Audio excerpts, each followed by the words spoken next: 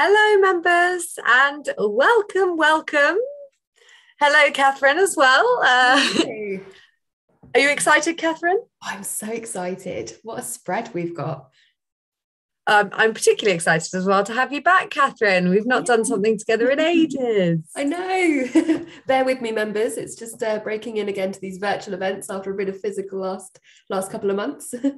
Exactly. For those who don't know, Catherine's been basically running our in-person program all over the country. So it's really nice to have her back on screen with me. But thank you very much, Catherine, for doing all of that. And what a treat tonight we have. So welcome everyone to what I can only describe as sort of Christmas dinner speed dating. We've not tried this before, but we thought there's no such thing as one Christmas dinner. Yes, we could have done 10, we could have done 5, but instead we decided to pick 3 dinners that we thought were quite classic, but also that the rules we're using could apply to other Christmas dinners. So I'm going to kick off this evening with turkey. Now, when I say turkey, we could also be talking about goose. So you can use, or chicken, you can use those quite interchangeably, really. Catherine's then going to go on to the fish. We've intentionally done it to mix things up a bit. So Catherine's going to go on to the salmon, and then I'm going to finish with the beef. So we have 30 minutes for each session. You're obviously here for the turkey one, but the turkey one, strange, but we'll go with it. So my glamorous assistant husband's going to be bringing me up my food in just a moment. But a tiny bit of housekeeping, and apologies if you fancied sticking around for all 3, because I'm going to do about a minute of housekeeping just before each of the sessions, because we're going to have a tiny break to refresh glasses in between each. But please do use the chat function to let us know where you are and what you're drinking. Definitely let us know if you've got any favourite wines for Christmas, anything that you're particularly excited about, or if you're trying the wines along with us this evening, and hopefully we get some winners for you. We're also going to try and monitor the Q&A button between the 2 of us. We've intentionally done it as a bit of a flip and a flop. So Catherine is going to be taking a look at it whilst I'm talking, and vice versa. So if you have any questions, please do pop those in the chat, because please don't pop those in the chat, because it's harder for us to look at questions versus chat, because there's only one of each of us. So please pop them in the Q&A, it'll be much easier. And then in terms of watching this evening, you have 2 options. You can either watch side-by-side view, which will mean that you either see Catherine, side-by-side you'll see Catherine and myself, and that's called gallery view, or you can choose speaker view, and that's just the speaker at the time. And it's completely up to you. We have a couple of slides, but there's nothing too serious this evening. It's just slides to show you which wines we're talking about when we're talking about them. So without further ado, I can already see that some of you have started your evening of indulgent drinking, and I love it. So I'm going to start this evening with wines to pair with turkey. Doesn't that look delicious? My turkey this evening is not going to quite look like that. I cooked some of it this weekend, and then I've cooked the vegetables this evening. So, and as if by magic, my glamorous assistant is just coming up now. Thank you, glamorous assistant. That's very kind of you. Very kind. He's just made bread sauce for the first time, so I think we need to give him a round of applause. It was from a packet, but it took some explaining. So I'm going to talk to you about this wine first of all. So if you are tasting along with me this evening, it is the Saint-Véran, and it is produced by Château de Beauregard. And this particular wine, for me, is probably the most classic wine that you could ask for when we're talking about pairing wines with Christmas lunch, when we're talking about fowl. So, as I said, it's from Saint-Véran. Saint-Véran is an appellation in the south of Burgundy, in the Mâconnais, where it gets much warmer than it does in the northern parts like Chablis. And in terms of its famous neighbours, it has one particularly famous neighbour, which it actually straddles over the south and the north of Pouilly-Fumé. So if you've ever heard of Pouilly-Fumé, that's its sort of famous brother. I'm just going to take this down whilst I chat to you, because I don't really like looking at just that. I like to see Catherine's face. Vernay, so Le Vernay, which you can see underneath the label here, that is the name of the vineyard site. And actually, when we talk about this particular wine, I really wanted to draw that out because it's actually a particularly cool site in the Chasselas region. Now, you've heard me, if you've come to one of these before, you've heard me talk about climate change and global warming.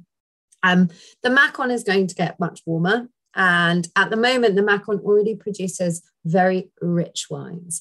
Now, rich Chardonnay is great for Turkey, but it's even better for all the sides. You want to have something that can match the sort of plethora. I mean, my plethora actually looks quite beige today. Ooh, I don't think he's opted for too many green vegetables, and I'm missing sprouts because I couldn't get any. But I'm going to talk about them anyway.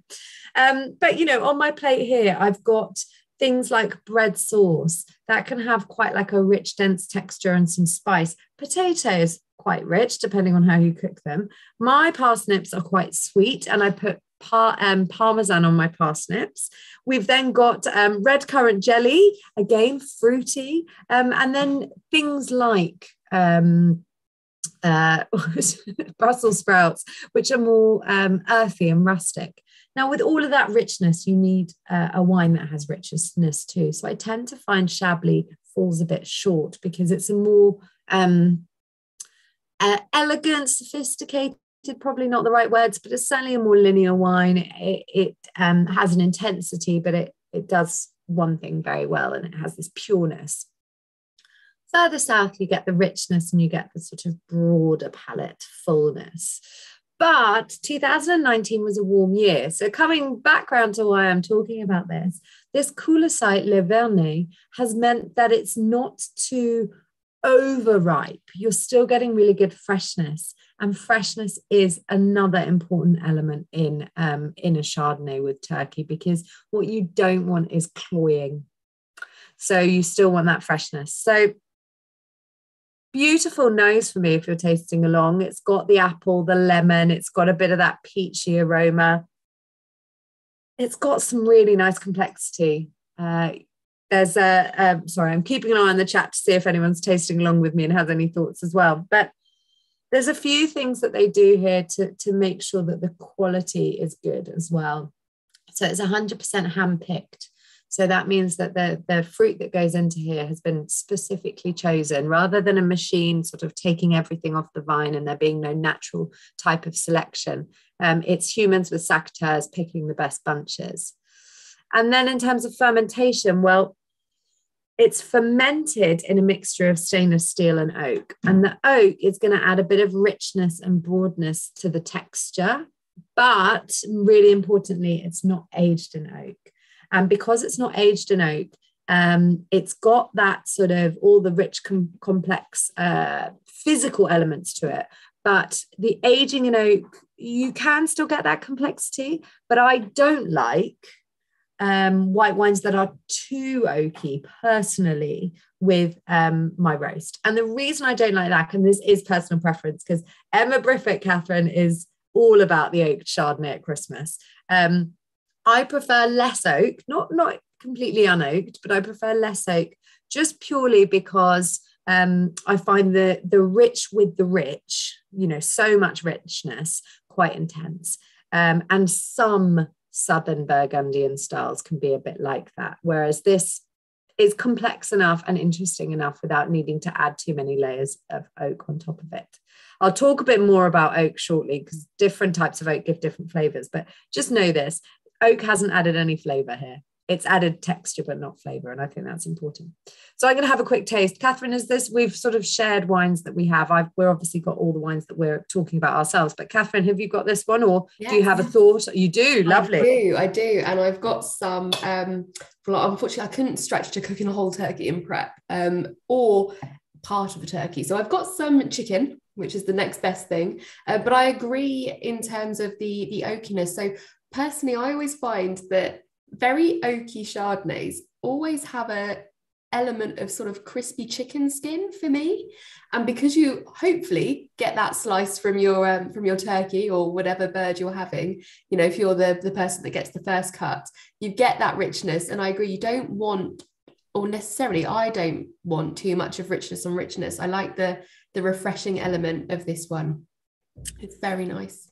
Yeah, I have to say, when trying, you almost think, oh, a Burgundian white, they are all going to go with turkey. But I have to say, there are some that go better and some that go less well. And this for me is one of the ones that goes really well, because having just even had a sip there, my mouth is watering. There's a lovely salinity if anyone's tasting along.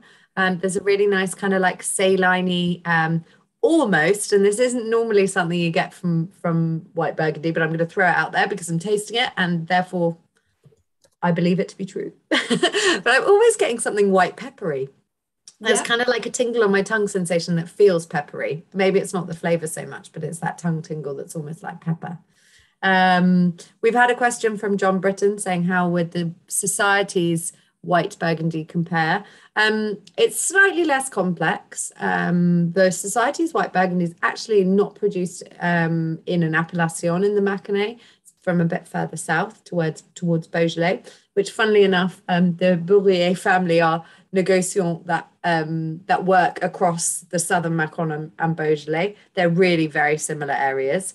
There's been political reasons that Beaujolais and Burgundy aren't friends, but they're very, very similar areas. So it's from the further south part that actually this producer specializes in anyway. But I would say it's probably slightly less on the complex side. The nice thing about the Society's white Burgundy, I would say, is you open it and it's immediately friendly. This wine, I would suggest leaving in, not a decanter per se, but pre-pouring the glasses. So the Saint-Véran for me needs a little bit more time to open up. It's a little bit more dense and a bit more intense. But I have to say the Society's white Burgundy, in terms of value for money and pleasure drinking, it's up there.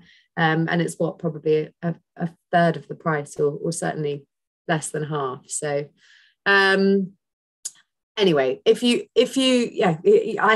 also have the Society's white Burgundy quite often, John. So no, it's a great choice. And I think also one thing I would say about the Society's white Burgundy is if you're having turkey sandwiches, you won't be upset if you just pull a bottle of Society's white Burgundy out with a turkey sandwich. So that would be a good choice.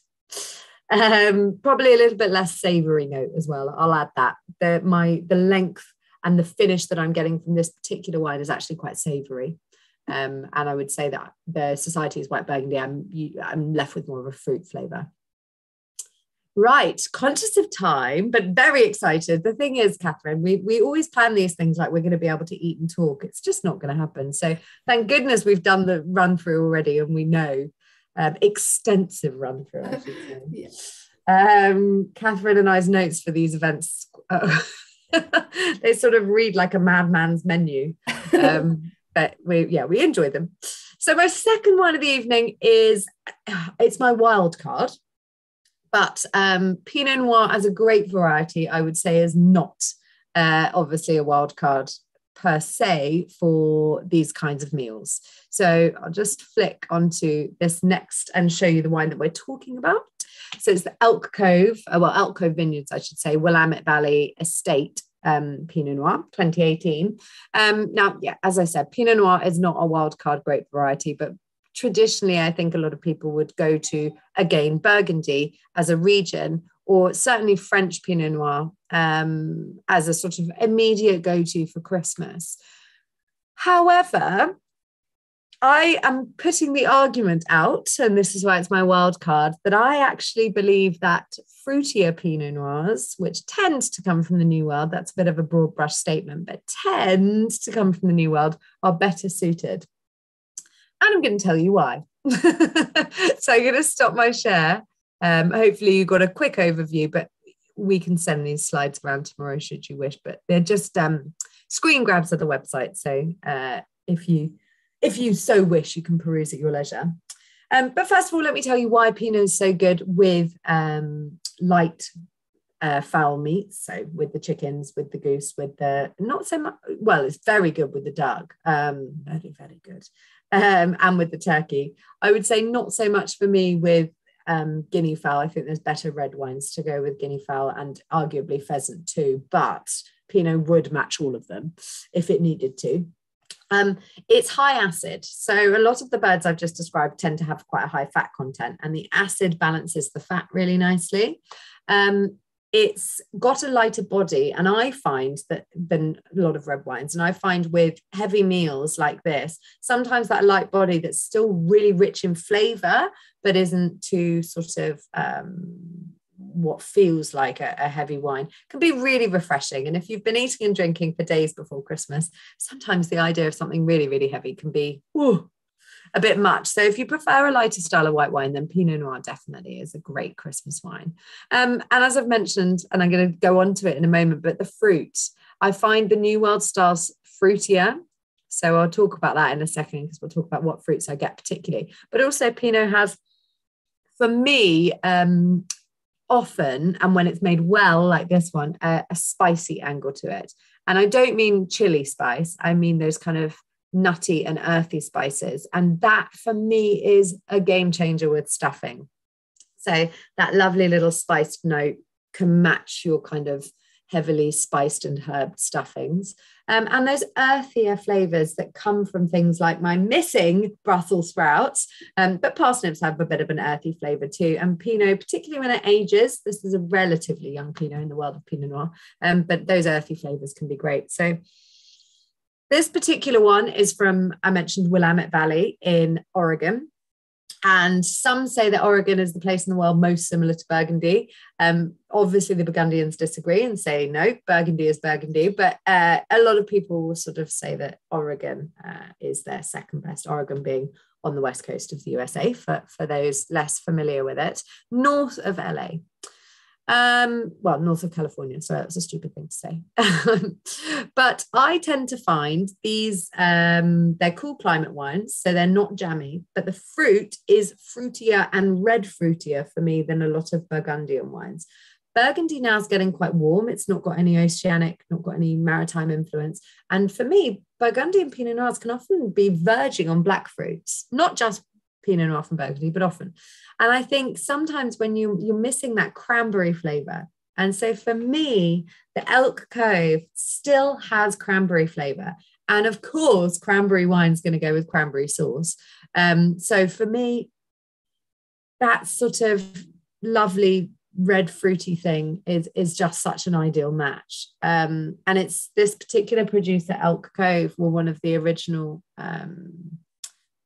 kind of founders, it's not really the right terminology, but one of the original planters and startups in Oregon in the 70s, a couple called Pat and Joe Campbell, and they started Elk Cove, and their son is now the winemaker, which is fabulous. And this year was particularly special. 2018 was a fantastic year. They fermented in small steel tanks, but they did punch downs twice a day. And punching down means moving the skins into the liquid, and that extracts some more tannin. So even though it's a light-bodied wine, if you are tasting along, you might find that it's more tannic than some New World Pinot Noirs, and that's fully intentional. I do find that those tannins are really ripe, though. They're very juicy. So they're very pleasant and easy to drink. And then they aged it for 10 months in oak, French oak as well, 20% of which is new. And the new oak here does complement rather than hinder. The new oak here adds that extra bit of spice, and then the oak in general is going to soften those tannins that they've worked so hard to integrate into the wine. And if anybody's wondering what the clones are, because I know Pinot Noir nuts often ask, they are both Burgundian clones, so the Pommard and Dijon clones. So that means, for anyone less familiar with clones, that the original plant material is it's a bit like roses, is the way I often describe it. It's the original species that were in Burgundy. So have a taste if you haven't. Catherine, you haven't got this one, do you? I don't have this one, no, but terrible I do mistake. have a question from Peter Twitchett. He would like to know any thoughts on sort of an Alsace Pinot Noir? I love Alsace Pinot Noir. If you're comparing the two, though, they're really quite different. Alsace had a tendency to be really lean and austere. This is a very giving Pinot Noir. It's fruity, it's juicy. It feels like fruit juice, alcoholic fruit juice in the mouth. And I think My fear with an Alsace Pinot Noir with specifically cranberry sauce is that cranberry sauce has so much sugar in, but other things do too. Carrots are quite sweet. Parsnips, like I said, can be quite sweet. Because they're very dry and can often be quite austere, the Alsace Pinot Noir might seem, and I say might with the strongest intonation, might seem a little bit austere, because when you tend to put foods with sweetness and then a wine that has no sweetness, your perception is that the wine sort of loses out and becomes a bit lackluster. If you have a homemade, very, very tart cranberry sauce, and if you have lots of salty foods on the plate, then an Alsace Pinot is absolutely gorgeous. And I would say that Alsace Pinot Noir is going from strength to strength big time. So yeah, I think try it. I would say Pinot Noir across the board is a great variety with these kinds of foods. And they tend to be crowd-pleasing wines as well, because they're red for people who like red, but they're light enough for people who prefer white. So they can be really, really good crowd-pleasing wines. Alsace Pinot Noirs tend not to be the cheapest anyway, but the other advice I would generally give to you for Christmas is try not to buy any Pinot Noir that's under about 12, 13 pounds. And that's not because they're not good. They're just in a very different style. Here we've got oak, we've got punchovers rather. We've got a lot of winemaking to get to this richer style that's going to be able to stand up to this complex mariage of dishes, well, I suppose lots of mini dishes on a plate, aren't they? And if you buy a Pinot that's very, very light, with all of this stuff going on, the stuffing, if you've got bacon, wrapped sausages, etc., you might just find that not enough has been done, and perhaps that Pinot has been grown at a bit of a higher yield. That doesn't mean it's not good for something else. Pinot Noir like that is perfect for burgers, barbecues, just drinking, quite frankly, by itself. But I think when you're buying a food Pinot Noir, you need to move up into that slightly higher category. So my sort of litmus test would probably unfortunately be about £12. And that's just because if you imagine how much winemaking goes into it, it's going to cost them more money to produce. So those are my thoughts. Yeah.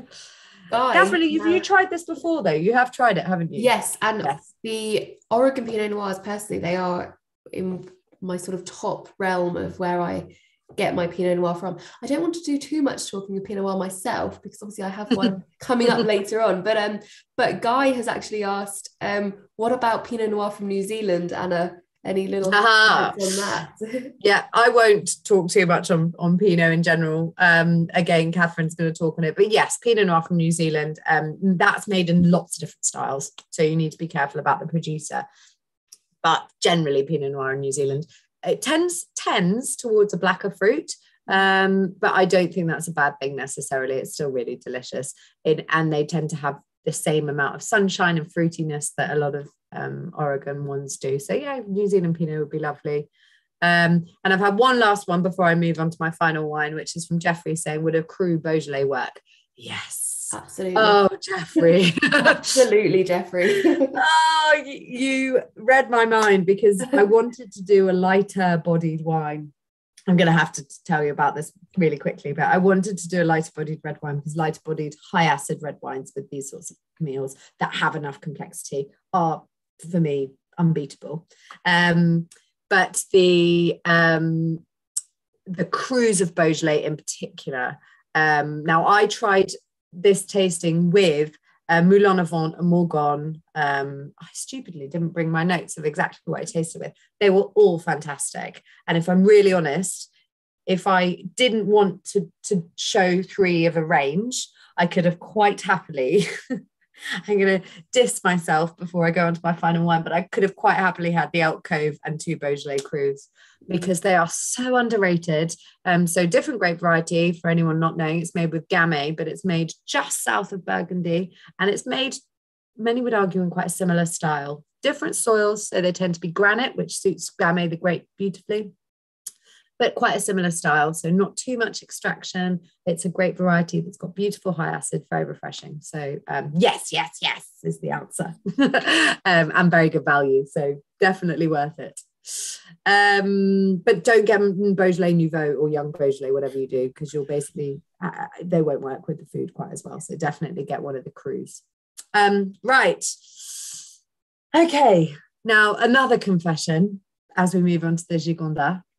I actually tried two, one from tasting stock and one from my own personal cellar, two Châteauneuf-du-Pape, and I still didn't think they were as good with this food as the Gigondas. So for 1850, that does mean that you are getting a slightly cheaper wine than a Châteauneuf-du-Pape. If you have people around your table who know anything about wine, they will really appreciate it. If you have some snobs, then they might turn their nose up of it not being a Châteauneuf-du-Pape. But I genuinely, that's not to say the wines weren't as good, but I genuinely thought this was a better example with these foods. So I'll tell you about it quickly, but it is, the reason I'm making the comparison is Châteauneuf-du-Pape is another appellation in the region in the south of Rhône, and it has very similar grape varieties. It's allowed to blend a bit more. So here, this one, it's 65 Grenache, 20 Mourvèdre and 15 Syrah.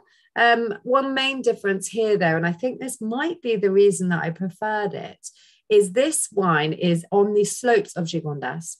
And because of that, it's about 400 meters above sea level, and this particular one faces northwest. And I'm going to talk about climate change and global warming again, but generally on hot years, full stop, regardless of whether the weather were changing, it's getting quite hot in Châteauneuf-du-Pape, and that can often mean this is still an alcoholic wine, but it often can mean you can taste the alcohol, or it certainly feels hot. And this doesn't. This is still fresh and fruity. In terms of flavor profile, Grenache and Pinot Noir have similar flavors, very different structures. Grenache gets higher alcohol, and there are certain things that happen, but flavors, being that kind of red tart berry fruits, similarities. So have a smell, and I'll tell you a little bit about this wine in particular. You've got the black fruits of the Mourvèdre and the Syrah, but you still have red fruits. So I've got red currants, raspberries. The other thing that I love about this wine is it's got almost like a herbal note on it. So this isn't meant as an insult, but kind of like burnt thyme. I've had once, funnily enough, in a restaurant in Gigondas, it was very fancy, and they put some beef in a bell jar and they set fire to thyme and they let it smoke in the smoked thyme, and it really does remind me of that. And that's not an association. I didn't drink this wine at that time in that restaurant, but it's probably to do with a bit of oak age. It's had 18 months in oak, some foudre, some small barrel. The foudre mean that you get less contact with the oak. And then it's been bottled without being filtered. So it's quite a earthy, natural wine. And it leaves, a lot of people think that not filtering it leaves in some of those characters that get lost when you filter wine. Jury's a little bit out for me personally, but so have a taste. And then we've probably only got a minute left. But Catherine, your feelings on Gigondas? I must admit, it's not one I would reach for immediately. I would choose the Pinot over it, I think. I mean, I don't know why. I just think it does have the freshness, but I expect it not to, if that makes sense. So because it's got that lovely richness, and it's a velvety wine, it's quite, concentrated in the fruit, I almost want to curl up with it, and then the freshness doesn't let me. It keeps me too alive with it. So for me, kind of two halves. I would choose the Pinot. So for me, the reason I suppose I like this is not everybody likes the lighter styles of red wine, and the marriage of fruit plus earthy plus herbal means that it will go with the sort of chaos on the plate. And I think it needs the food for me. So yes, I would curl up with it, but I actually think it's a wine that's built for food. And the reason I like Grenache based blends for the sort of turkey that has the cranberry sauce and the slightly meaty elements, because that's another thing we haven't really mentioned. As this wine ages, and also even as it gets a bit of oxygen, it would take on some slightly meaty notes. I'll show you the label again, of course. And for me, that's kind of what works. I get the, sorry, I'm never very good at doing this. It's when I spill my wine everywhere. I'm supposed to change the light. There we go. It's made by Pierre Amadieu, which is a very big producer. They've got the largest plot in the whole of Gigondas. But like I said, the plot itself really makes it for me here. It's got earth, it's got complexity. And for your big red wine drinkers on Christmas Day, this for me is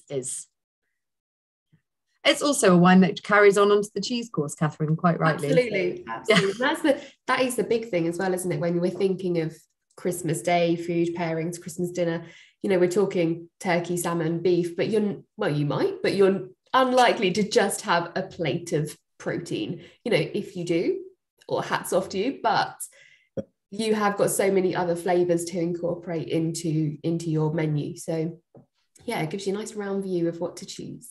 It does. So on that note, Catherine, I think we're ready to go on to, we're actually at 5:30. I was going to put up a nice slide saying coming up salmon next, but we don't need to so much now. Yeah. Have you got your wines ready? I do. I am open and ready to pour. Well, in which case, I'm going to go on mute. Thank you to those who came for the turkey, and I'm going to hand over to Catherine for the salmon. Perfect. So if you are sticking around and doing salmon as well, lovely for you to stay. If you are joining us just for the salmon, I've got 3 wines to talk through with you. The first thing I'll say about wine pairing with salmon is particularly we wanted to look at this as in salmon for a main course. So obviously at Christmas, a lot of the time when you're having some salmon, or predominantly in my house when I'm having salmon, it's either a smoked salmon or as a starter or as like a little nibbles before the main event. But actually, if you're having salmon or another oily fish, or even a meatier fish like a cod loin or something for your main course, it does affect the wine that you perhaps would want to choose, because how it's cooked will have an effect, and how it is served will also have an effect. And I think you do lose a little of the oiliness in the textural element. So see, if you kind of compare a poached salmon fillet or a baked side of salmon to a nice little slither of smoked salmon, it is very different. So texturally, when you're eating it, it's going to behave differently on your palate. So obviously the wine wants to correspond with that nicely and balance it out. I've chosen 3 wines, one of each colour. So we've got a white, a rosé and a red to talk about. The rosé is the wild card, but obviously we'll come to that second. So the first one that I will be talking about is the Pouilly-Fumé from the Cuvée de Boisfleury from Domaine Cailbourdin. I will just pour myself a little glass now while we've got the screen up for it. Lovely. It is low stock, so if you're tasting along and you like this, do get your orders in. But this one is a wine that I think if you were going to serve salmon relatively simply, so you were going to perhaps do a dressed side of salmon, maybe with just some lemon and some herbs. I won't try and show you what's on my plate because it's a little bit of a mess, but I've just baked a little salmon fillet just with a little bit of lemon and herbs on there, which will go with all the wines. But if you are thinking that you're going for a more traditional side of salmon that's got not too much in the way of seasoning, or you are having it with perhaps a bit of a hollandaise sauce, or also if you are having a white fish, this is also a great one to go with. It's got a really nice citrusy grapefruit element on the nose, and it's got that sort of astringency of grapefruit and the slight bitterness, rather than being a really sort of sweet lemon or orange element to it as well. There's a little bit of blossom, and because it's from the Loire, it also has that grassy Sauvignon flavour and scent to it as well. So it's quite clean, but it does have a little savoury note on the nose. And then when you try it,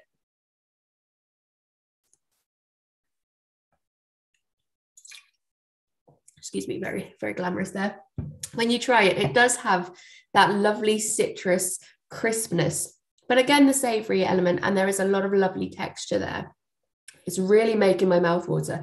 I don't know if anyone else is trying it alongside me, but it is very fresh. So if you are having it with the richness of the salmon, you want that freshness to just cut through the sort of buttery oiliness of a baked side of salmon.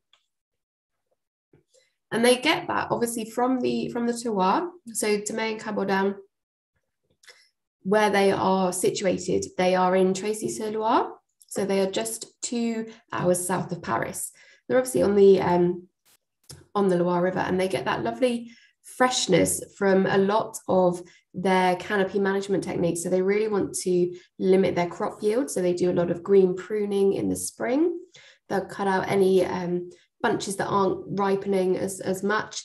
They'll get rid of some extra leaves. If you're a keen gardener, you'll know that ideally you don't want your plants to just produce lots of leaves unless you're really into making foliage displays. You want them to concentrate their efforts into the fruit and into the flowers. So they prune and manage the vines in that way to get the ripeness of the fruit. So it gives the fruit that's remaining the best chance of getting the optimal ripeness and the concentration, which really does come through with this one. And then Boisfleury is actually the vineyard site that this wine is produced from. It's on a plateau of silica sand and limestone. It's obviously being a plateau, it's that little bit higher, which means the altitude has a little bit of a cooler influence on it, so they don't ripen as quickly. Again, it's all about preserving the freshness, the acidity, and the ripeness of the concentration of the fruit.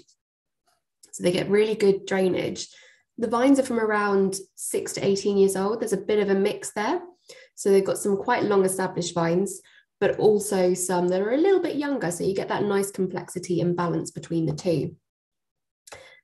They don't have any malolactic fermentation on this wine. So it keeps the acids at that fresh mallow rather than the lactic. So you don't get any creaminess, but you do get texture because they let it spend time on its fine lees. So they have a long time in stainless steel. Again, it's all about retaining freshness, but they do have it in stainless steel on the fine lees. Now, the lees are those dead yeast cells from the wine production, and it does give it that lovely, slightly mealy, cereally, savoury element to it.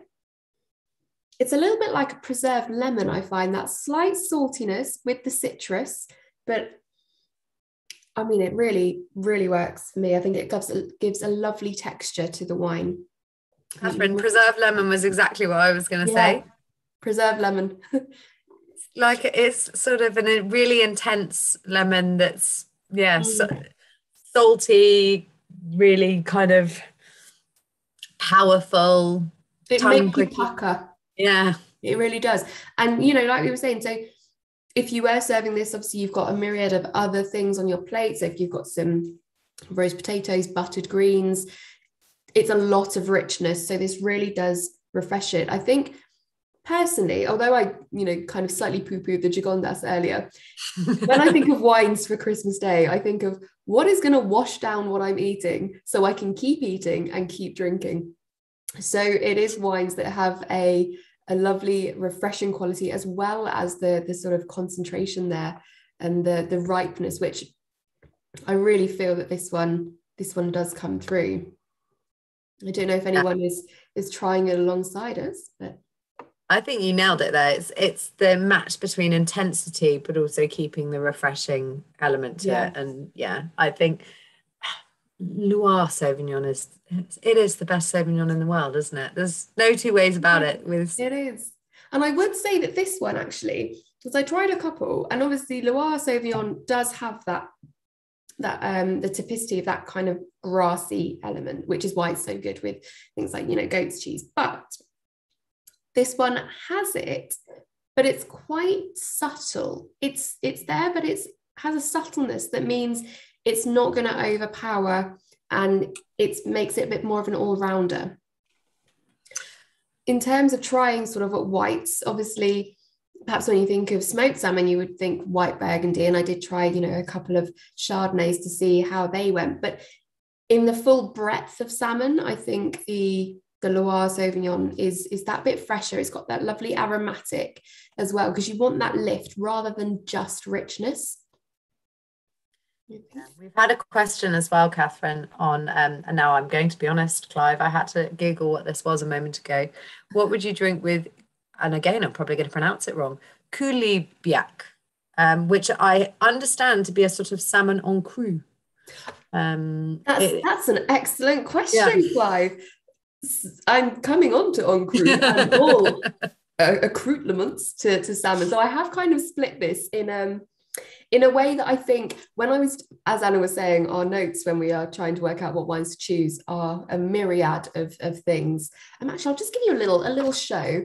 So I drew a nice little table, and we've got some things. So I actually was trying it alongside sort of a fillet and an en cru element, and all of them would go. So it depends on your en cru though. So I would actually hold tight, Clive. We'll come on to that. We'll come on to that. Lovely.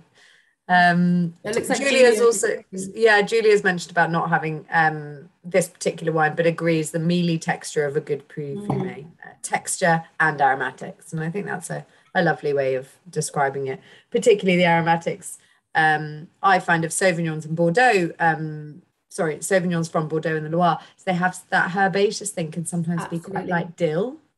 Yes. And very complimentary. You want that, that sort of aniseedy dill character, even a little bit sort of celery leaf. Absolutely. And also, I suppose, in terms of salmon, watercress is often quite a common accompaniment. So you've got that ever so slight peppery note, but it's a very fresh green peppery element. And I don't mean green as in an unripe sort of greenness. It's a very fragrant, perfumed greenery. So yeah, absolutely. I'd go with a nice Loire Sauvignon. It's delicious. What a treat. I don't drink enough of them. Every time I taste one, I think, what am I doing? Why am I not having more of this? Now, this one, I know you do drink, not a lot of. I don't want to out you as a massive drinker of the Séguret, but it's a delicious one. Now, this is a lovely rosé. Now, this is my wild card because in a couple of reasons. It's a 100% Syrah rosé. And also, much as a dog isn't just for Christmas, a rosé isn't just for summer. So I'm a big believer on rosé all year round. If you're ever stuck on a food pairing, rosé is the way to go. But it is a lovely, lovely, rich rosé. It's got this really nice Syrah quality. So there's some red plum, there's a bit of bramble. I think there's a bit of wild strawberry there as well, a bit more brightness than a full red Syrah. But then you've got that lovely spicy character, a bit of the garrigue, the sort of the woody herbs, maybe a bit of like rosemary and thyme, those woody, oily herbs. And it does sort of make sense because obviously Soubois meaning sort of undergrowth in the woods. So if you think that element, but you've also got a little smokiness to it as well. And without going too poetic, being like it's, a bonfire in the woods on a winter's day, it does conjure up that sort of aromatic nose. And then you've got this slight creamy element on the palate.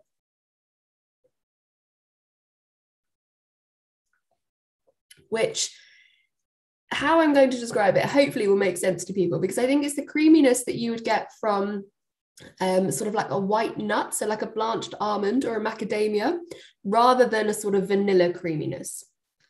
It's texturally creamy rather than the flavor of cream per se. But yeah, oh gosh, it's lovely. So this is one that I would think, if you were doing your salmon with a more Mediterranean inspired dish, so you had some braised lentils, maybe a Provençal style accompaniment, maybe a bit of ratatouille, or if you had a little bit more of a Scandinavian element to it, maybe some sweeter roast beetroot, a little bit of a bit more dill again, or a little bit of horseradish. You've got that pepperiness, that spicy note coming through, but it's a fresh sort of spice. Obviously, it's from the Rhône, so it's in between Séguret and Mount Ventoux. And like I said, it's 100% Syrah. So it's from very steep slopes on grey sandstone. What have I said? Let me remind myself. It's, grey sandstone. So you've got a lovely amount of drainage there. So the Syrah will ripen really nicely as well.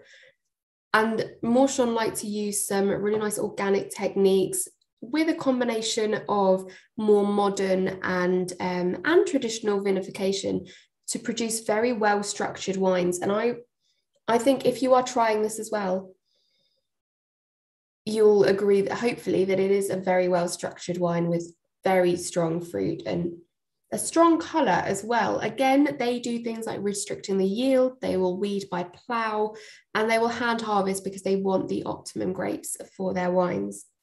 The colour of this one as well, my wall unfortunately isn't the best, it's quite blue, but you'll see it's quite a deep, bright kind of pink.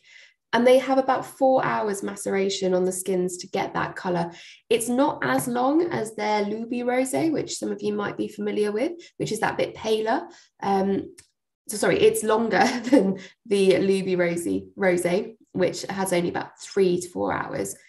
But it's got a lovely, lovely, strong colour to it for a rosé. And with that maceration, you also get a slight tannic grip as well, which really does make it good as a food pairing wine.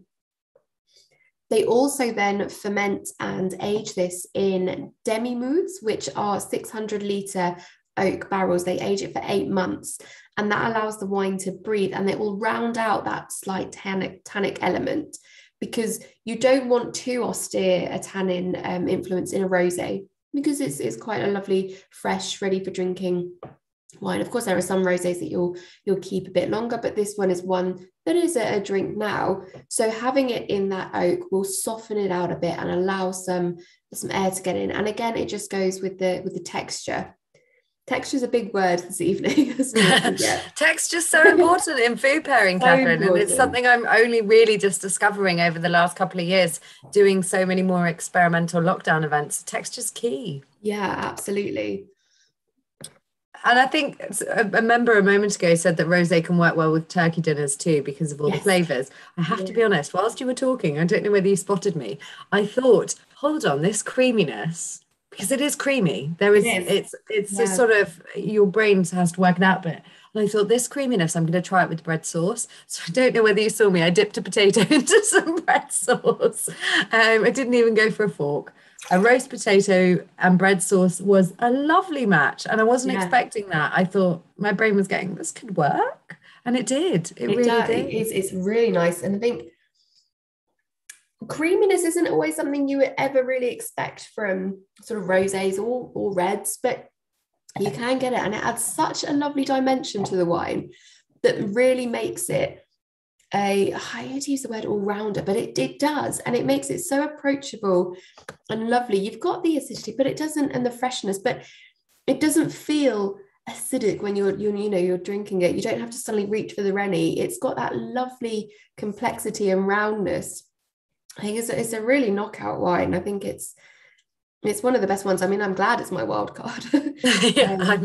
I'm a bit jealous I didn't choose it, to be honest. It's a great wild card. And we were talking just before we came online, Catherine, as well. Marcel bought this and reserved this wine a long time ago. And I've just done my vintage. I worked in Mourchon for a couple of months, or well, a month or so.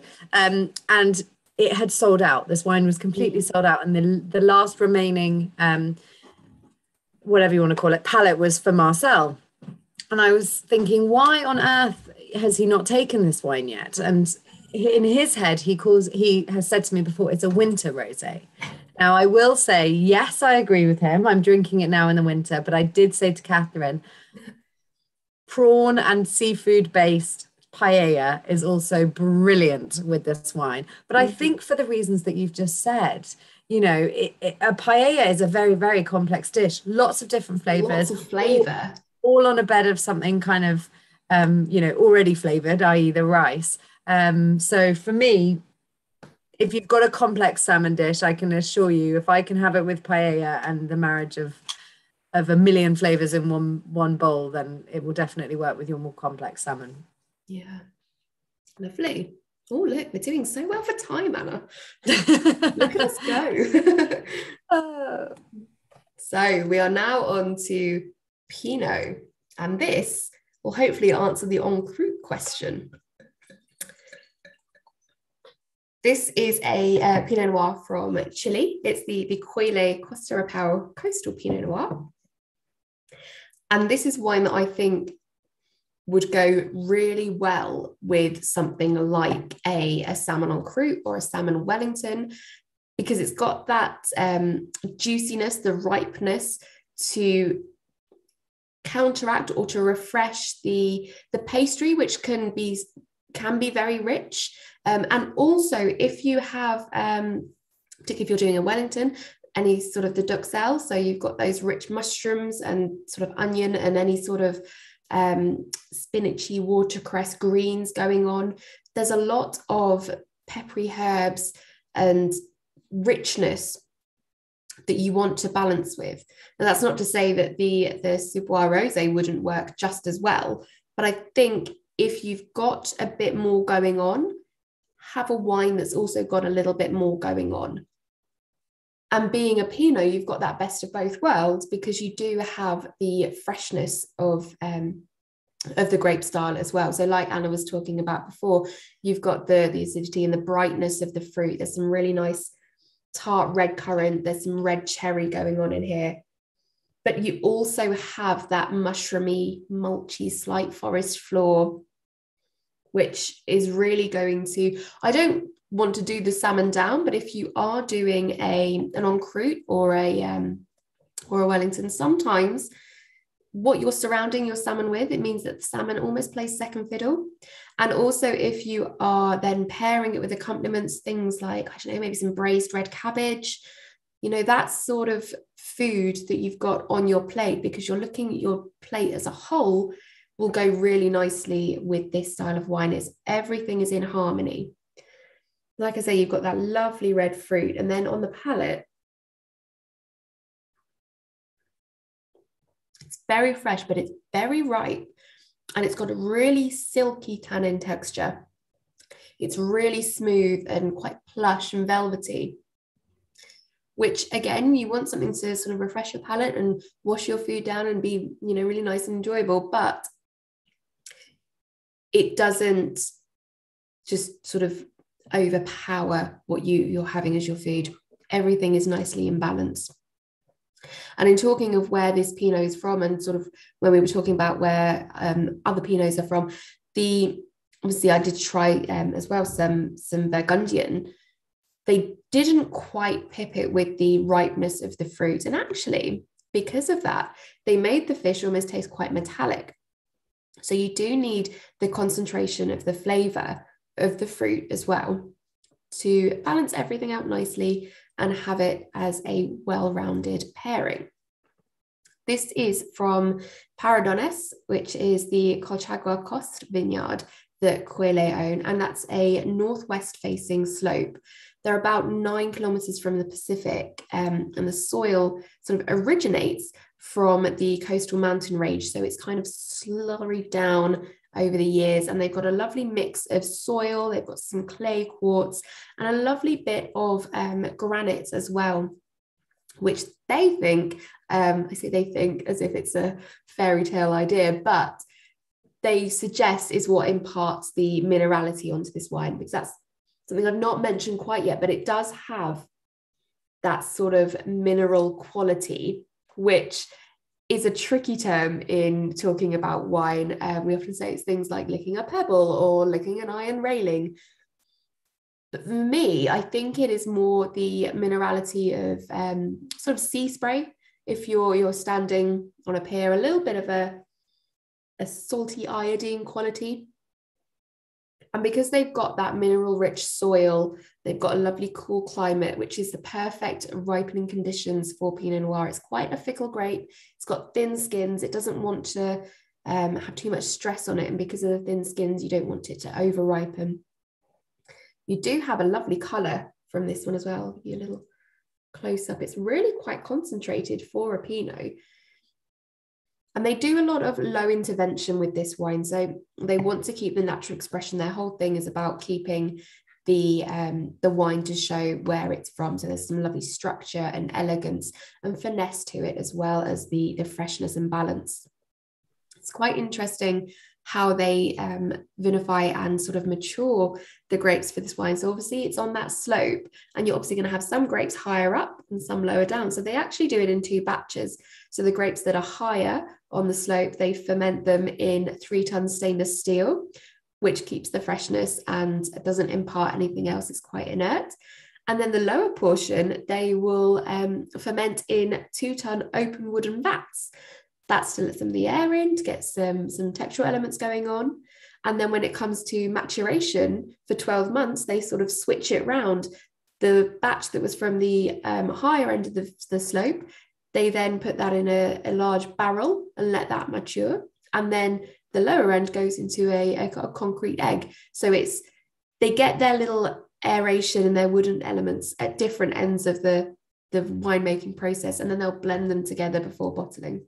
So that blend and that way of doing it gives that lovely complexity, that you've got that smokiness and the spiciness, but you've got the freshness and the tartness of the fruit as well.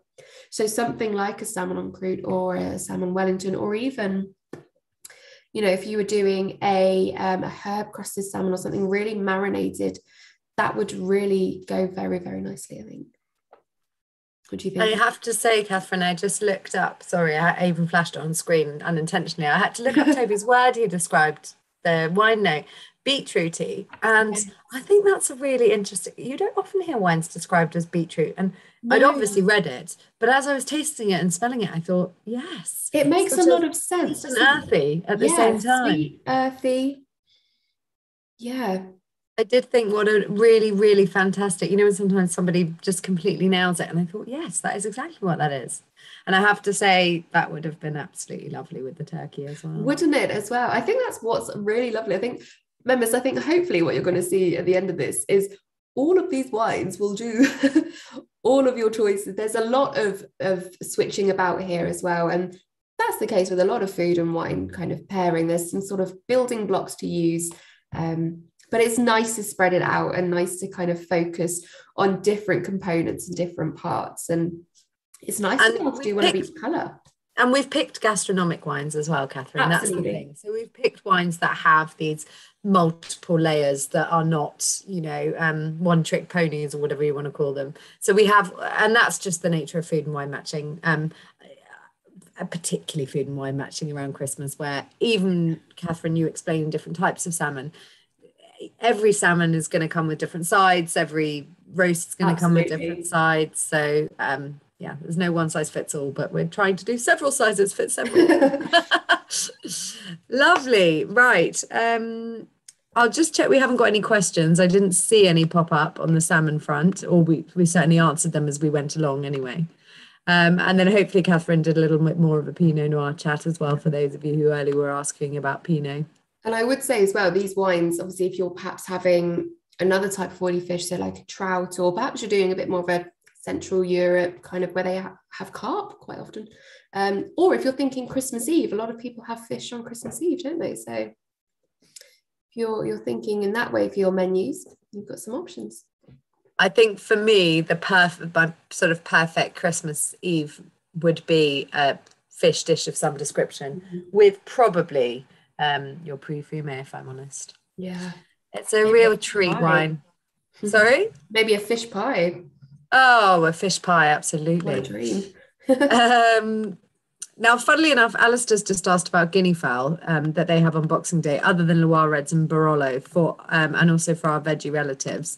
Should we quickly answer that whilst I get the next wines ready? I've just got to summon my husband with my next course as well. But Catherine, if you maybe have a think, I mean, I would immediately say the Pinot Noir we just tasted. Yeah, I mean, Pinot Noir is one that that would absolutely work. And in terms of that was obviously a little two-hander question for veggie relatives. Obviously, it very much depends what you're serving your veggie relatives. Obviously, if it's plate of veg, then that's a very different wine to, say, a veggie Wellington, or perhaps something like a baked squash. So Alistair, let us know what the veggie relatives are having. But I think a guinea fowl, if you're having it just as a roasted guinea fowl, I would go maybe even like a nice light Italian. Oh, well, we've gone, yeah, other than Barolo. I was going to say a nice light Italian red. I'm really struggling to think. Let me have a quick look, because we actually had guinea fowl most recently for one of our physical lunches. So I was wondering, Catherine, as well, about, we're obviously a little obsessed at the moment with Sheena Mavro.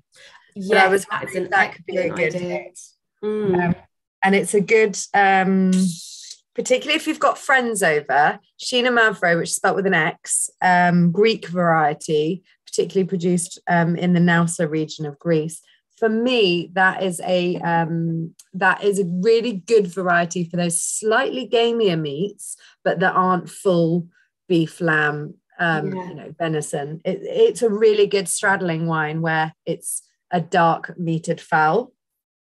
So for me, pheasant, guinea fowl, partridge, those kinds of birds would be really beautiful. It's Matthew, that our buyer from Greece, uses a bit of a description of somewhere between a Nebbiolo and a Pinot Noir.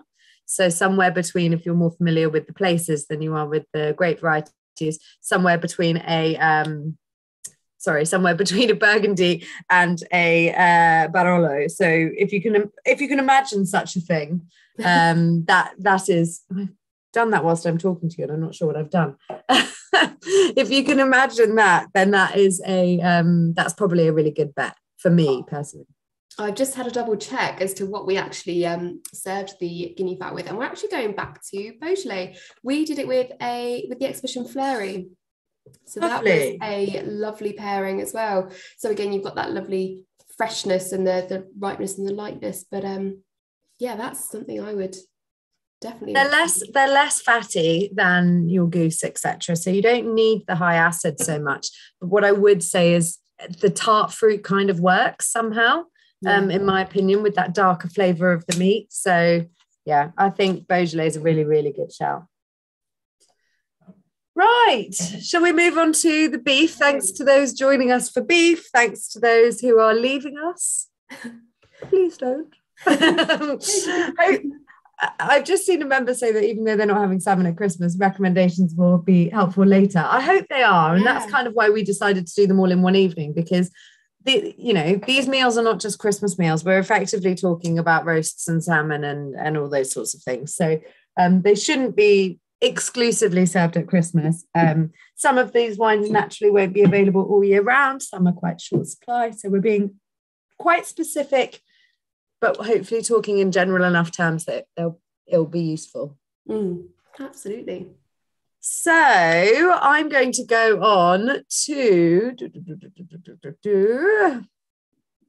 sorry, because I ended up going back onto your thing, Catherine. I made it ugly. But we've got the last session, which is wines to pair with beef. And I am starting with a wine that somebody's just said these are dinner party recommendations. Good, I'm glad. Absolutely.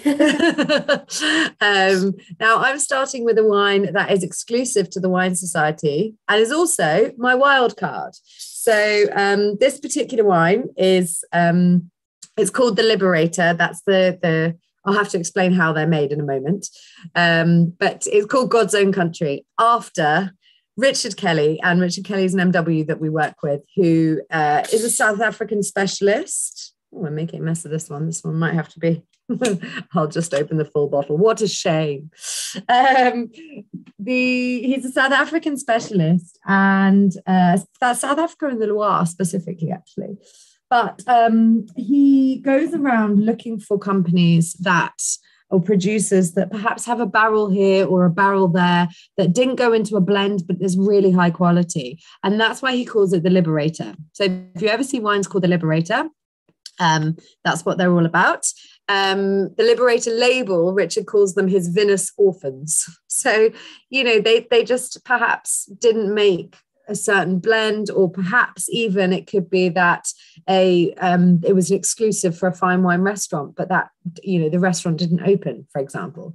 The main point is that these wines would have not gone to another home otherwise. Now, this one is a Wine Society exclusive. So there are very limited amounts of this wine. I cannot recommend it highly enough, but I can't imagine many of you, maybe I'm a prude, I don't know, would maybe look at the label and think automatically Christmas. I think I certainly tend to buy wines that I recognize or that are on the more traditional camp. And so for me, this label, the name, it's all a little confusing. And I don't know whether anyone would have automatically gone, yes, that's a wine for Christmas. So hopefully in the next 7 minutes, I'm going to convince you otherwise. But it's 74% Syrah and 26 Mourvèdre, as you can see on the screen. So technically that makes it a Rhône blend. The Rhône we had, for anyone who joined us for the turkey, was Grenache based, and there's a reason that this is a Rhône blend heavying on the Syrah and the Mourvèdre, and I've put it with beef because those two grape varieties have a much more rough, rustic, intense flavor profile, and they tend towards the black fruits as well, particularly Syrah, and I personally find that goes better with beef. It's from a beautiful part of the world. I'm actually going to quickly show you. My husband's got a lot of airtime today. I don't know what's happened.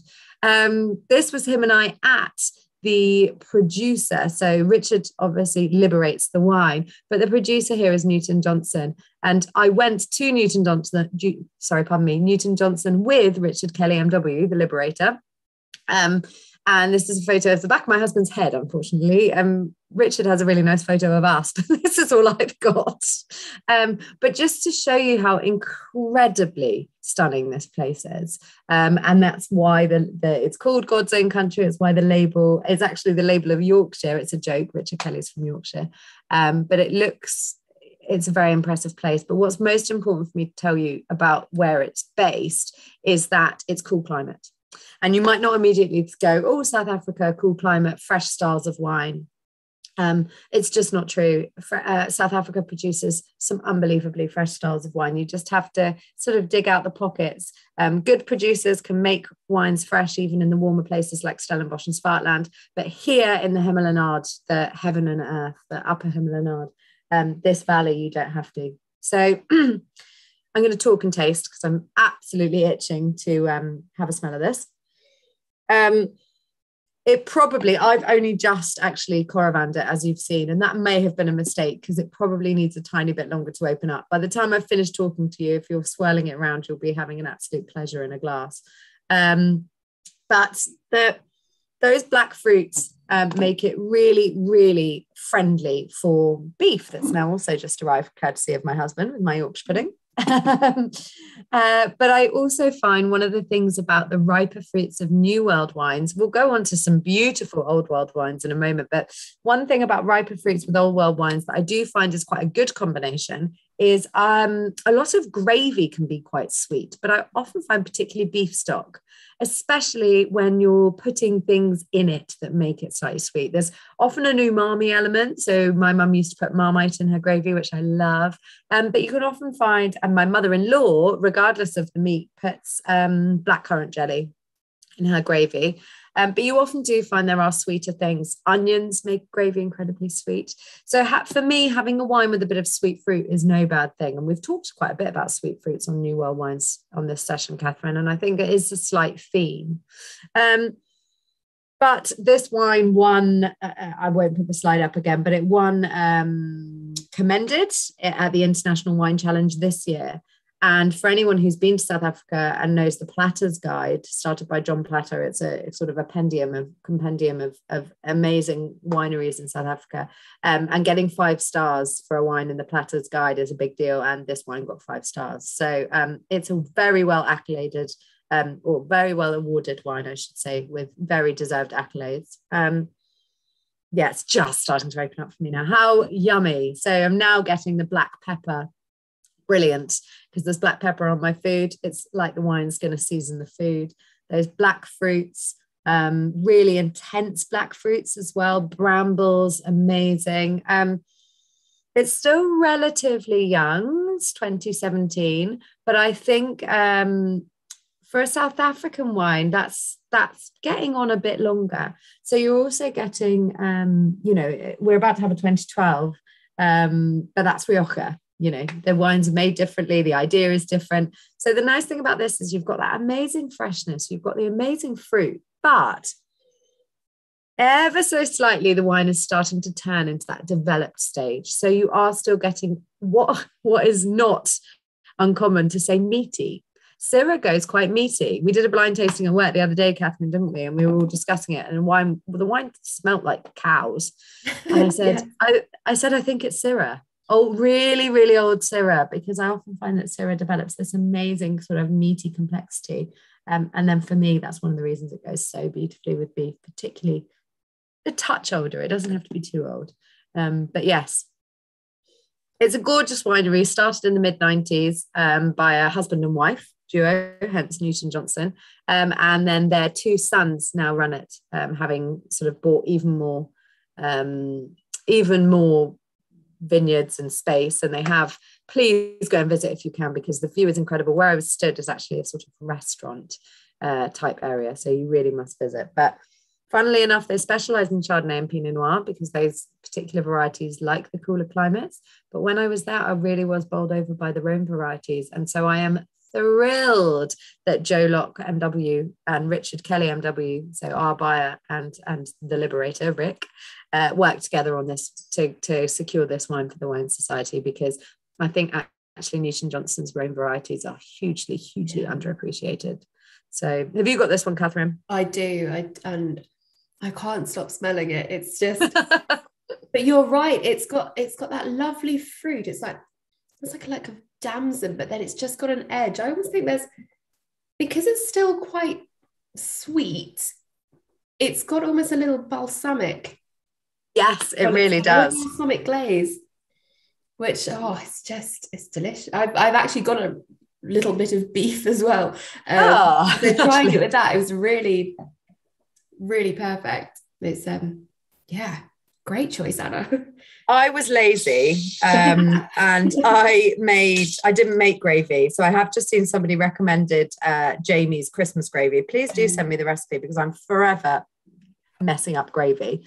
So I actually bought M&S Own Label, and I haven't tried it with this particular gravy yet. But my suspicion is if you are on the lazy end and buying shop bought gravy, it's probably even better, because you've probably got sugars that you're not even weren't even aware of in your shop bought gravy. I might even be slightly bold and say, if you were wanting to deglaze your roasting pan to start prepping your gravy, a little splash of this, you wouldn't do far wrong. Obviously not too much, because you want to be saving it for yourself. But I was going to say that wouldn't happen in my house. Right, before we move on to the Rioja, I'm just going to clear something up that I've just spotted in the chat. It's not Newton Johnson that make cans. Sarah said they do wine cans for summer picnics. The Liberator does wine cans. He actually does a really large range of wine in cans, not just in the Liberator label. He actually works with chefs and all sorts of things. He's really big on cans, but not Newton Johnson. It is the Liberator, so i.e. Richard Kelly, that's working on that. And Sarah said for summer picnics, but Christmas time walks as well. Very convenient. You laugh, Catherine. I've got some. I'm going to a country pursuit horse, like a horsey thing, during the Christmas period, and I'm taking wine in a can. It's lighter. I don't want to have to carry a bottle. It's wonderful. I'll probably want to mull it at some point. Right, anyway, let's move on to, because I'm conscious of time now. We were always going to overrun on the last one because we just get excited, don't we, Catherine? But I am conscious of time, and I've got two cracking wines to talk you through now. For any Eagle Eye members who've done a couple of tastings, you may or may not remember that this is a wine I used as a backup, very worthy backup, for a tasting we did on cheese with some cheeses, and this was the Manchego backup wine a few weeks ago. But I actually genuinely couldn't not use it again, because it's such a beautiful wine for what I think is an absolute steal. And for me, really epitomizes the flavors of Christmas. Now, I will confess, if you had said, Anna, you have to pick a wine for Christmas Day and you have no idea what you're going to eat, this would be it. I'd have it with chicken, I'd have it with lamb, I'd have it with nut roast. I'd probably not have, well, I would still have it with Catherine salmon. Probably wouldn't go quite as well, but with all of those other ones, probably just the oiliness of the fish is a challenge. But with pretty much anything else, this would be a really good crowd pleaser. So I didn't want to answer the question earlier too strongly on Rioja as a really good option for, it would be great for guinea fowl as well. It'd be great for veggies. It's such a good all-rounder. But you have to like the taste of slightly old wine. So let me talk you through why we've managed to get a 2012 Rioja at such a good price. Now, this is a very, very traditional style of Rioja. So the way this is produced is they take 78%, so Spanish wine, obviously from Rioja, they take to 78% Tempranillo grapes and 22 Garnacha. Garnacha being the same as Grenache. So you might notice a bit of a theme. I spoke earlier about those lovely red fruit flavors being quite Christmassy.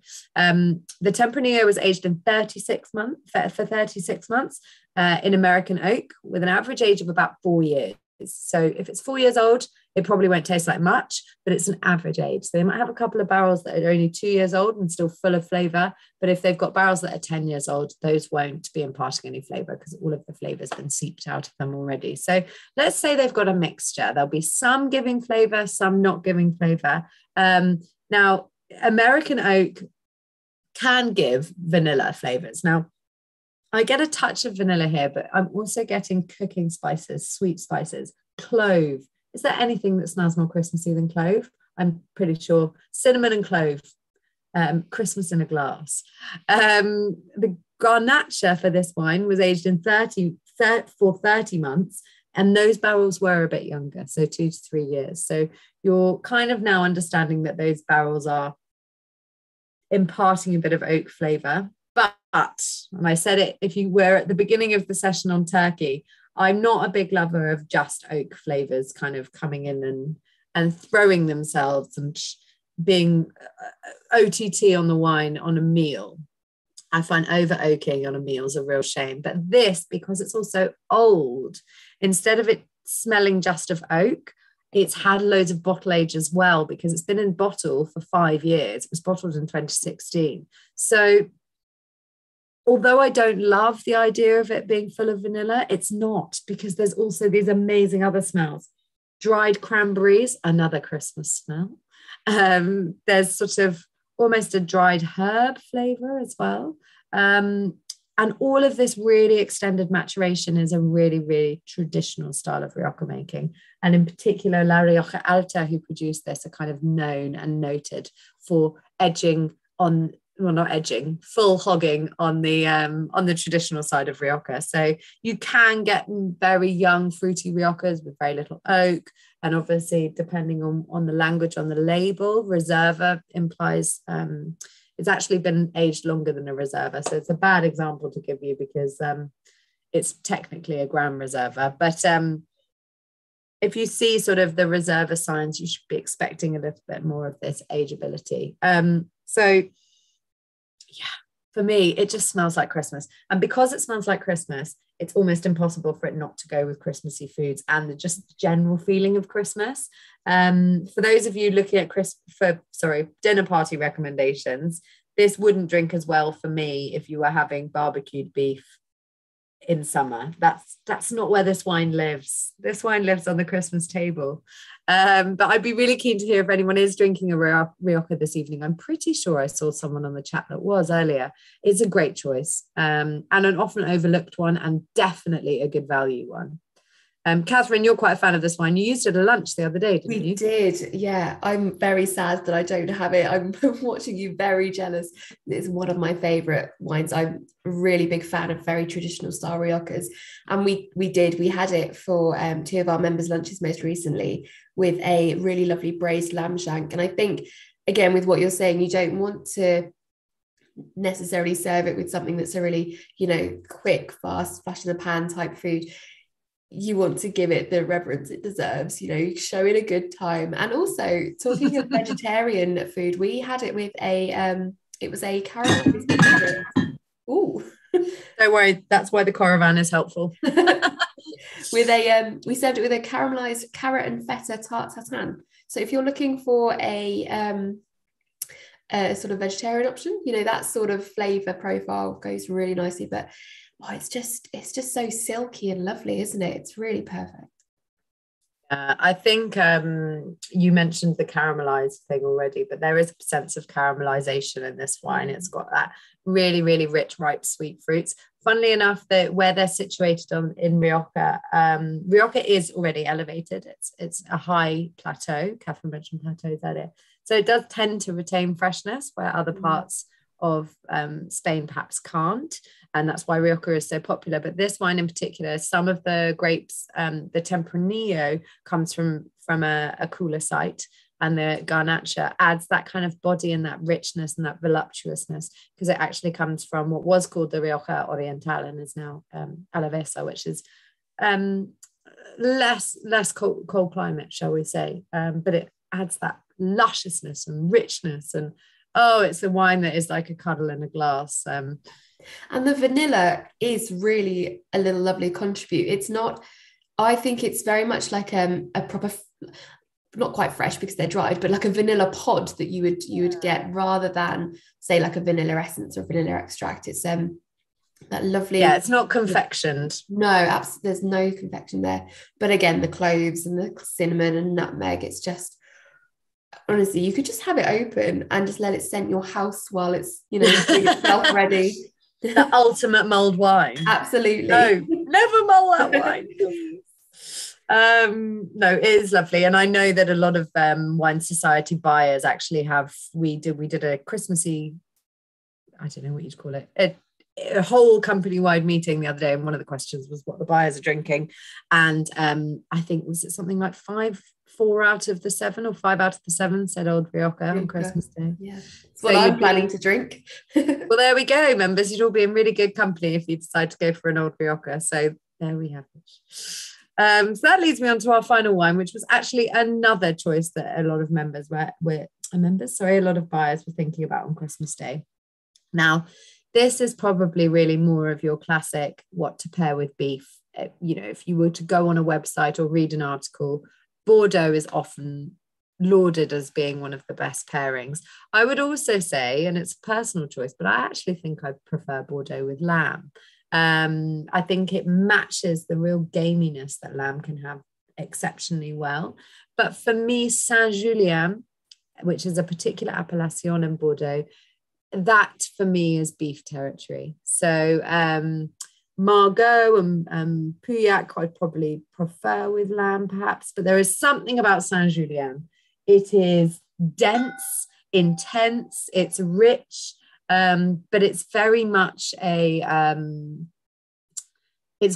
classic. When people think of Bordeaux, that's what they're thinking of. So I'll just show you the label. I mean, it even looks gorgeous. It's a really, really lovely wine from a relatively new vintage. Now, some people might say 2014. That's far too young to be drinking a Saint-Julien. You could have this Christmas, or you could buy it now and have it in 5 Christmases time. But it's not one or the other. You could do both. Saint-Julien has a rep for being dark, broody, and taking a bit longer.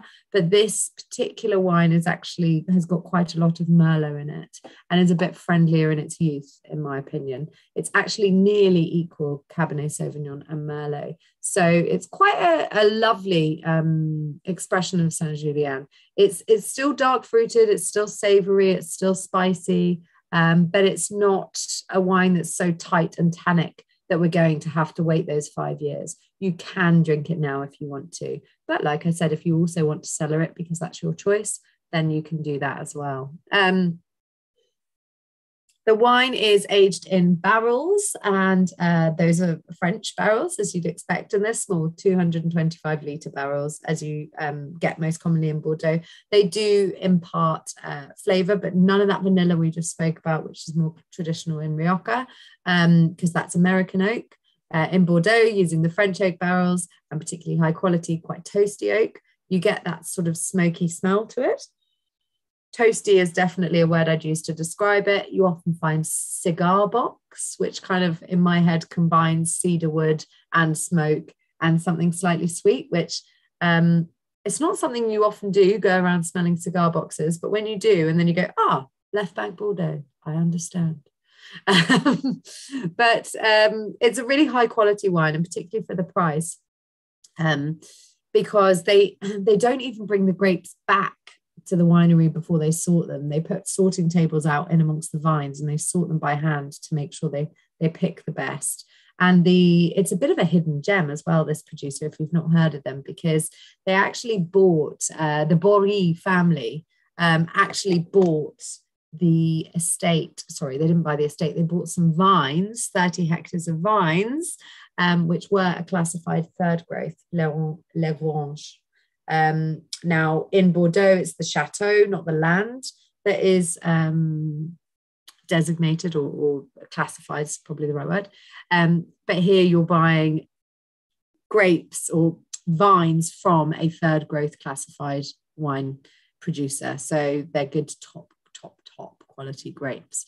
They are made by this family. It's actually the de Becquerel, and that pronunciation was horrible, but they're sort of half negociant, half producer, and they've got their fingers in a few pies, making some really lovely wines. I've spotted somebody's drinking or maybe not this evening, but 2009 halves, lovely. And yes, cedary is a word to describe Le Lamboy. It's got that really woody and toasted wood note that I really love, and it's very attractive, and it's just so classic and traditional that it's kind of unbeatable for what would a traditionalist want with their roast beef. It really doesn't get much better than this. A really small point on this is just in case you want to keep buying these wines. Yes, I was about to say, well, it's not been named Petit de Becquerel, it's Petit de Cru as of 2019.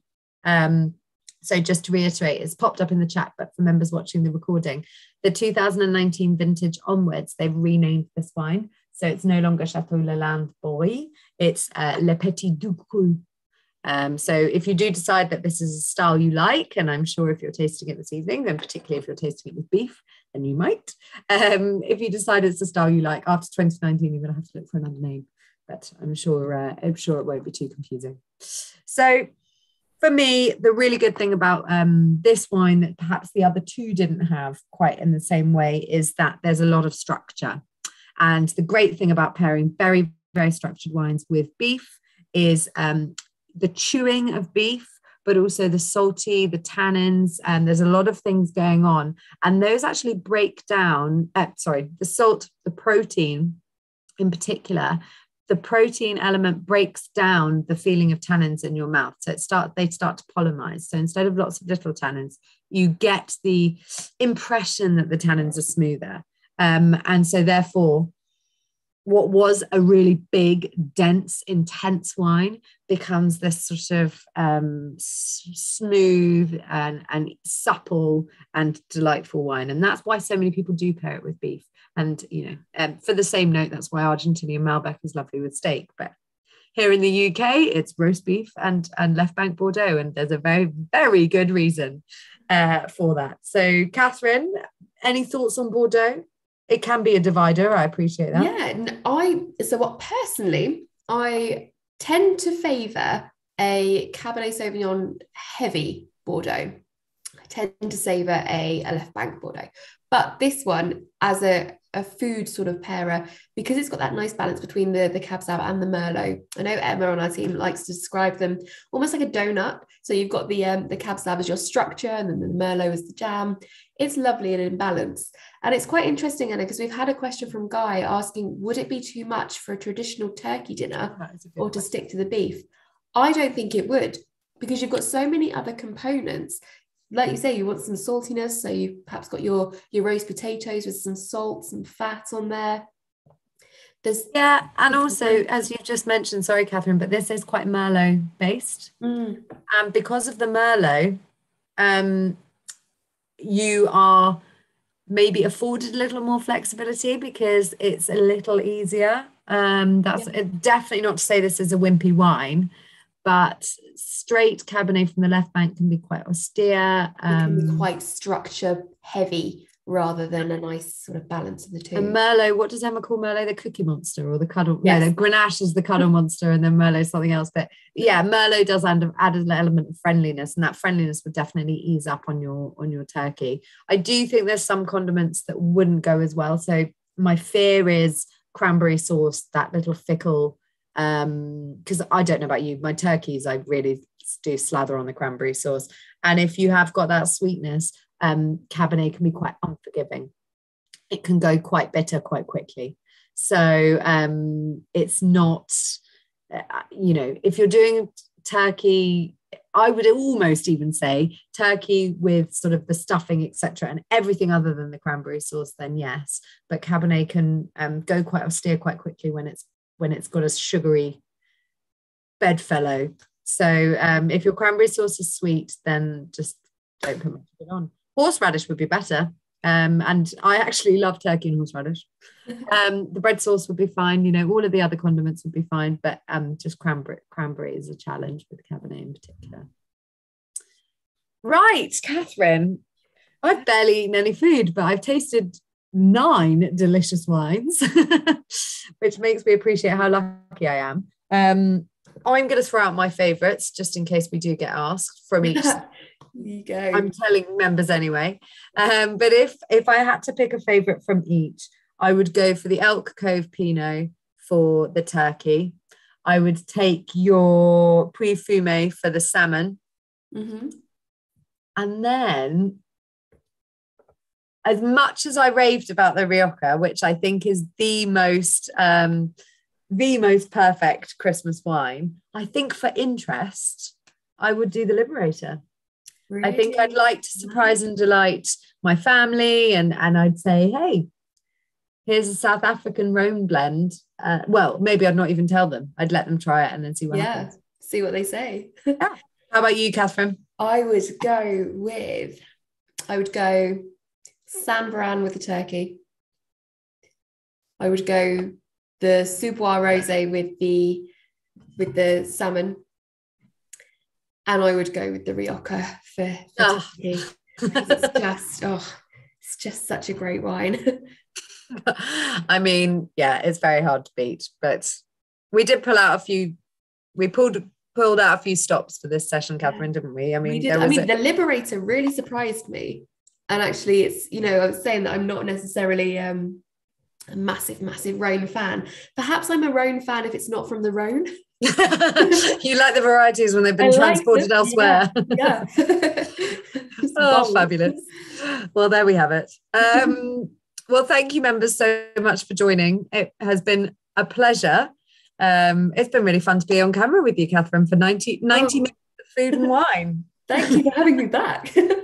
It's been fabulous. We've got plenty of members planned in the new year with Catherine as well, Catherine and I.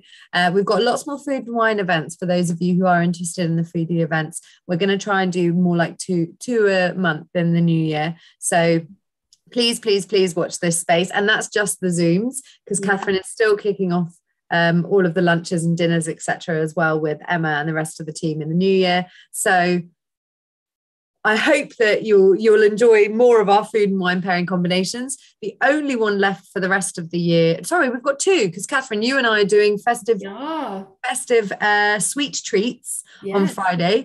So we've spoken at length about how cranberry sauce is the devil, and on Friday we're going to basically fully indulge our sweet tooth, and pair with lots of sweet wines. But we promise there's a sweet wine for you. They do exist.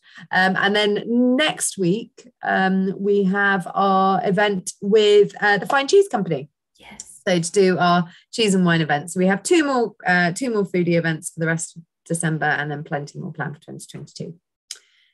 So please keep your eyes peeled. Let us know.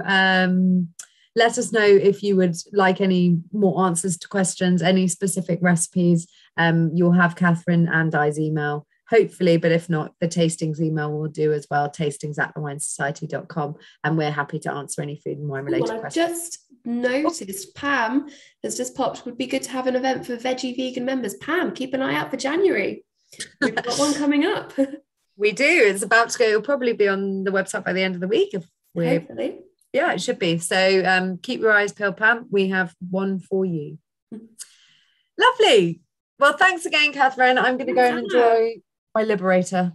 Lovely. Cheers. And cheers, everyone.